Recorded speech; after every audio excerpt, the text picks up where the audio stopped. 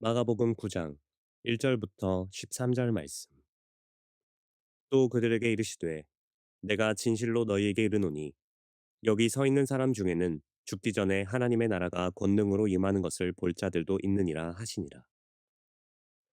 엿새 후에 예수께서 베드로와 야고보와 요한을 데리시고 따로 높은 산에 올라가셨더니 그들 앞에서 변형되사 그 옷이 광채가 나며 세상에서 빨래하는 자가 그렇게 희게 할 수 없을 만큼 매우 휘어졌더라. 이에 엘리야가 모세와 함께 그들에게 나타나 예수와 더불어 말하거늘 베드로가 예수께 고하되 랍비여 우리가 여기 있는 것이 좋사오니 우리가 초막 셋을 짓되 하나는 주를 위하여 하나는 모세를 위하여 하나는 엘리야를 위하여 하사이다 하니 이는 그들이 몹시 무서워하므로 그가 무슨 말을 할지 알지 못함이더라. 마침 구름이 와서 그들을 덮으며 구름 속에서 소리가 나되 이는 내 사랑하는 아들이니 너희는 그의 말을 들으라 하는지라. 문득 둘러보니 아무도 보이지 아니하고 오직 예수와 자기들 뿐이었더라. 그들이 산에서 내려올 때에 예수께서 경고하시되 인자가 죽은 자 가운데서 살아날 때까지는 본 것을 아무에게도 이르지 말라 하시니 그들이 이 말씀을 마음에 두며 서로 문의하되 죽은 자 가운데서 살아나는 것이 무엇일까 하고 이에 예수께 묻자와 이르되 어찌하여 서기관들이 엘리야가 먼저 와야 하리라 하나이까 이르시되 엘리야가 과연 먼저 와서 모든 것을 회복하거니와 어찌 인자에 대하여 기록하기를 많은 고난을 받고 멸시를 당하리라 하였느냐. 그러나 내가 너희에게 이르노니 엘리야가 왔으되 기록된 바와 같이 사람들이 함부로 대우하였느니라 하시니라. 좋은 아침입니다. 성령님께서 오늘도 여러분의 심령 가운데 은혜와 평강으로 함께해 주시기를 주님의 이름으로 축복합니다. 오늘은 마가복음 9장 1절부터 13절까지를 통해서 성령님께서 우리에게 주신 음성을 들을 수 있기를 바랍니다. 다시 한번 여러분에게 말씀드리는 것은 이 설교를 듣기 전에 여러분께서 성경 본문을 자세히 읽어보시고 또 의문을 가지시고 여러분이 스스로 본문에서 이해가 안 되는 점을 한번 질문을 적어보시고 거기에 대한 답을 얻으려고 노력해 보십시오. 성경은 우리에게 읽기 위해서 주기보다는 깨닫기 위해서 주신 말씀입니다.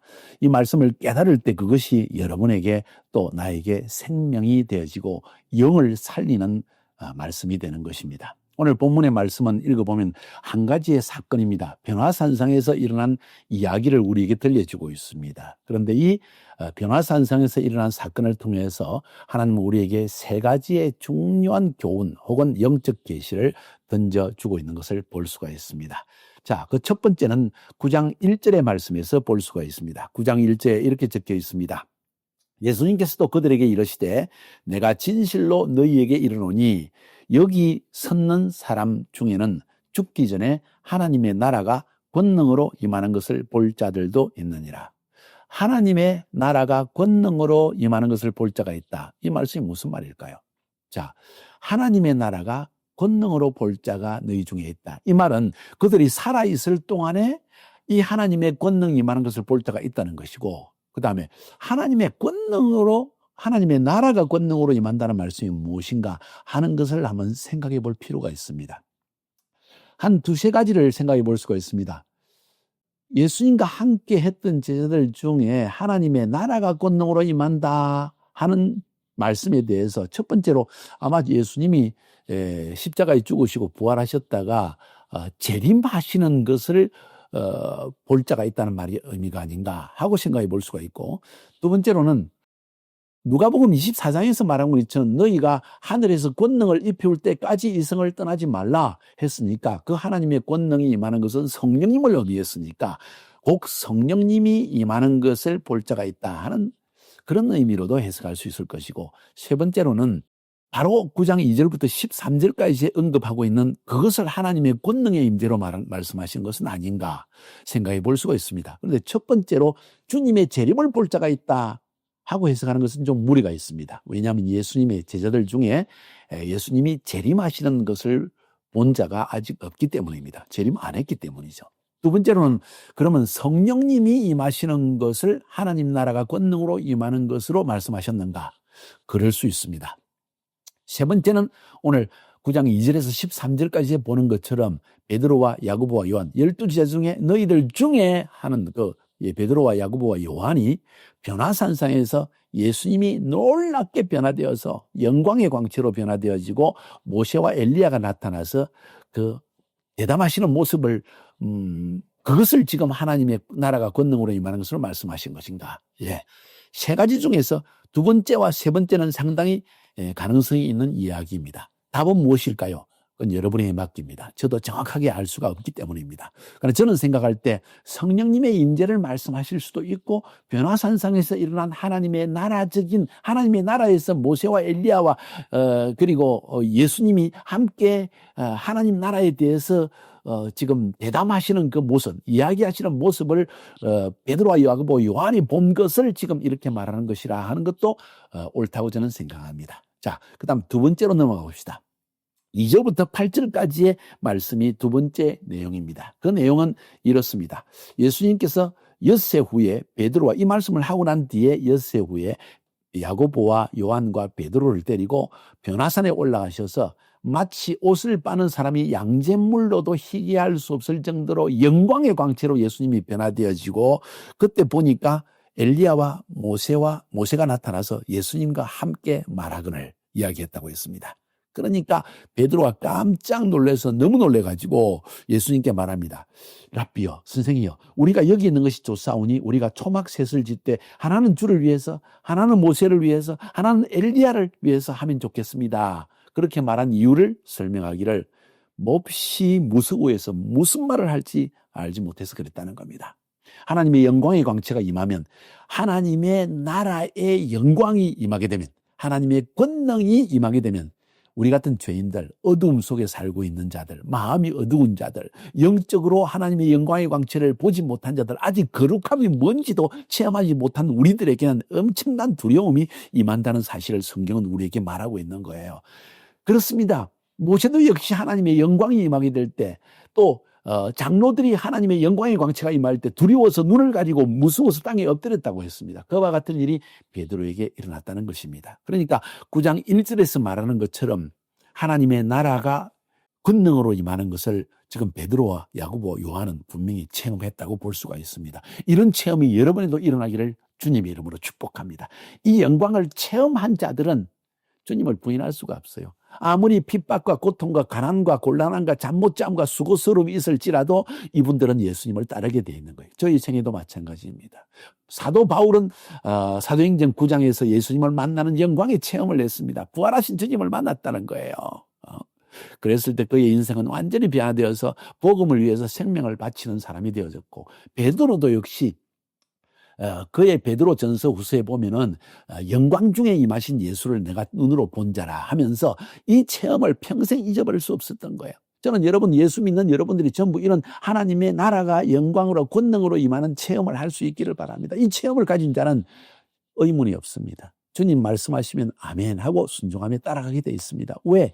너무나 실제하는 하나님의 나라를 자기 몸으로 직접 체험했기 때문입니다. 이런 체험이 우리 인생에 굉장히 중요하고 성경은 이런 체험이 있다고 우리에게 말하고 있는 것이에요. 꼭 그렇게 되기를 주의 이름으로 축복합니다. 뿐만 아니라 바로 그때 이런 무서워서 무슨 말을 할지 몰라서 초막셋을 지읍시다 할 때 하늘에서 음성이 들려옵니다. 구름 속에서 음성이 들렸는데 그것은 하나님께서 그들에게 가르치시는 중요한 말씀이 있었다는 것입니다. 뭘까요?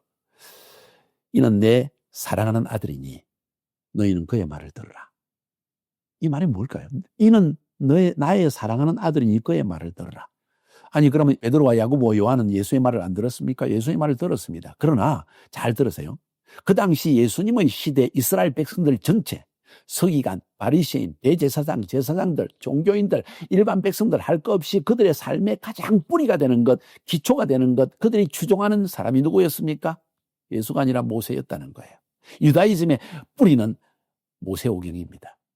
그래서 이 모세를 능가하는 사람이 이 세상에 있다는 것은 상상할 수 없는 일이었습니다. 그래서 예수님의 제자들도 예수님을 따르면서도 이분이 도대체 누구인가 하는 의문을 굉장히 가지고 있었습니다. 설마 모세보다 큰 자일까 하는 생각도 있을 것입니다. 혹시 메시아가 온다 할지라도 모세보다 큰 자일까 하는 의문이 그들에게 있었다는 거예요. 또 엘리야는 누구입니까? 하나님의 예언자입니다. 예언만 한 분이 아니라 하나님의 권능의 임재를 가져온 사람이었습니다. 엘리야보다 큰 자는 상상하기 힘든 거예요. 그러니까 이스라엘 백성에게 모세와 엘리야는 그들의 신앙생활의 전부였는데 예수님이 나타나신 것입니다. 그 예수님을 12제자는 따랐습니다. 그럼에도 불구하고 예수가 누구일까에 대한 의문을 제자들은 늘 가지고 있었습니다. 그래서 예수님은 일부러 수제자인 베드로와 야고보와 요한을 변화산상에 데려가서 이 하나님의 영광의 임재를 체험하게 하는 거예요. 그런데 그때 들려온 음성이 너희들이 그렇게 추종하고 따르는 이 사람들보다 더 나은 사람은 있을 수가 없다고는 모세, 엘리야, 그들은 하나님의 종이었지 하나님의 아들은 아니었다는 거예요.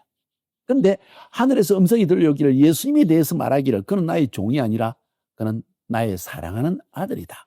나의 사랑하는 아들이다. 종이 아니라 아들이다. 그러니까 그의 말을 들어라. 너희가 종의 말을 듣겠느냐? 아들의 말을 듣겠느냐?